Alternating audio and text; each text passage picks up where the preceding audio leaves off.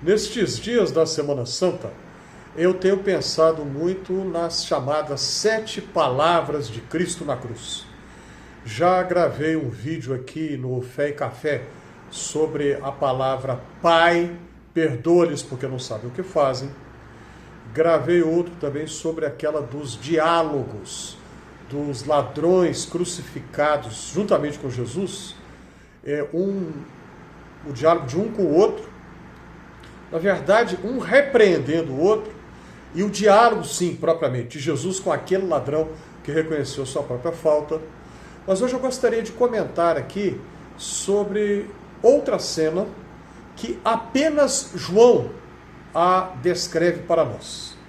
A palavra em específico, que eu vou mencionar aqui hoje, nós não a encontramos nem em Mateus, nem em Marcos, nem em Lucas. Em João, nós somos informados que enquanto os soldados estão disputando as roupas que pertenciam a Jesus, ao pé da cruz estão algumas pessoas. Uma delas é Maria, sua mãe. A outra é uma irmã dela, Maria, evidentemente tia de Jesus. E estaria uma terceira Maria também, só abrindo um parêntese aqui. O nome Maria era muito popular entre os judeus na época de Jesus, porque Maria é a forma grega do hebraico Miriam, que é a irmã de Moisés, na narrativa do Êxodo. Então, por causa disso, pela lembrança do Êxodo, pela lembrança da irmã de Moisés, era muito comum encontrarmos Marias naquela época. E junto com aquelas mulheres está o discípulo mais próximo de Jesus. O texto não traz o nome dele, mas a tradição cristã, há séculos e séculos, o identifica como sendo João, o autor do Evangelho. E naquela hora, a gente pode parar para pensar um pouco, olha o que essa cena está dizendo. Maria está vendo o filho dela ser crucificado. E eu confesso para vocês, eu não consigo imaginar a dor de Maria. Não consigo imaginar a dor do seu coração ao olhar para cima, porque o crucificado era levantado, né?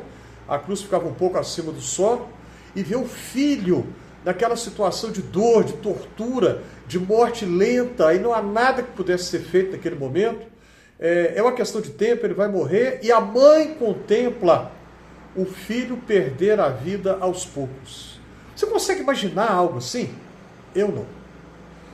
Aí nessa hora eu me lembro daquela outra passagem do Evangelho, que o Cântico de Simeão, quando foi dito que uma espada traspassaria o coração de Maria, a dor que ela sentiria mais tarde. Maria que teve a alegria de ser a mãe do Messias, mas a tristeza de ver o seu filho perder a vida pouco a pouco.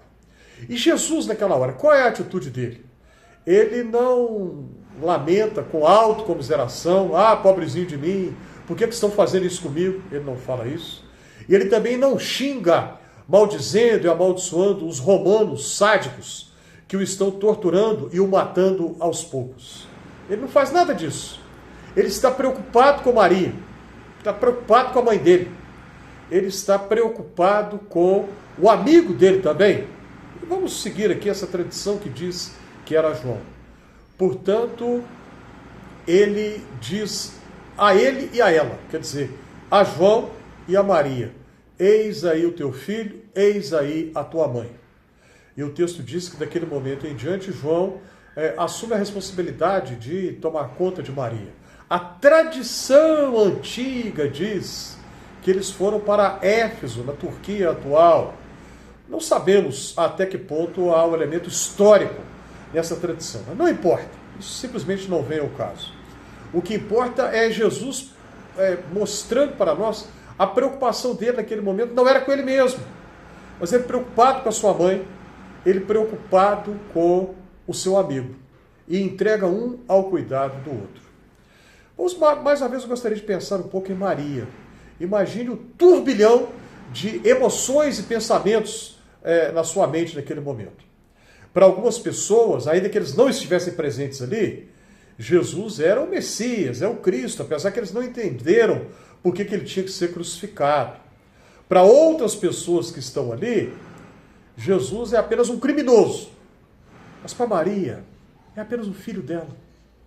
Ela só pensa nisso. É o filho dela.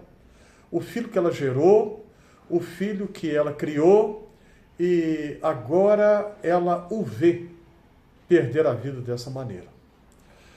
Vamos parar para pensar um pouco e tentar fazer uma aplicação dessa passagem nas nossas vidas. Em geral, nós temos uma dificuldade imensa. Em geral, temos uma dificuldade absurdamente grande para aceitar a realidade da morte. E até que dá para entender por que esta é uma situação tão difícil para nós. Mesmo pessoas que dizem crer no ensinamento bíblico, dizem crer no Evangelho, tem problema, tem dificuldade com isso. Até certo ponto é compreensível e não há nada de errado, até certo ponto. Mas vai chegar uma hora em que todos temos que aceitar a inevitabilidade da morte, e aí nós temos que permitir que aconteça. E aí nessa hora entra a confiança. Fé, a Bíblia diz, que é andar como quem vê o que não pode ser visto. Não vemos, mas confiamos a si mesmo. Fé é confiança. E na confiança nós não precisamos ver, porque se nós estamos vendo, aí não precisa de fé. Então, este é o grande desafio que essa situação nos apresenta. Você deve conhecer alguém que está enfrentando uma situação de um parente querido, pode ser um avô ou a mãe, pode ser o pai, enfim, alguém que está enfrentando a dificuldade de ter uma pessoa muito querida, muito amada, que, humanamente falando, está próxima do seu fim, e não há mais solução na medicina, não há mais recurso, e aí passar por uma situação assim, de fato, é muito, muito difícil. Você já pediu a Deus que abençoe as pessoas envolvidas? Tanto quem está prestes a partir, como também quem está passando pelo momento de ver o seu ente querido sofrendo e ver a sua vida se esvaindo aos poucos. Você já pediu a Deus para abençoar essas pessoas? E esse texto ainda nos desafia também a pensar que mais cedo ou mais tarde, todos queremos que seja mais tarde. E não é nada de errado nisso, de jeito nenhum, muito pelo contrário. Mas mais cedo ou mais tarde, eu vou repetir, esperamos que seja mais tarde, o mais tarde possível, teremos que passar por esse momento também. E aí nessa hora vem a confiança de poder entregarmos-nos a Deus de maneira completa, confiando-nos a Ele no momento desta passagem. Esse conteúdo faz algum sentido para você? Se sim, clica aí na mãozinha do joinha, coloque suas impressões, comentários, experiências, sugestões aí, ajude a compartilhar esse conteúdo, inscreva-se aqui no Fé e Café, e se você já se inscreveu, aceite a minha gratidão.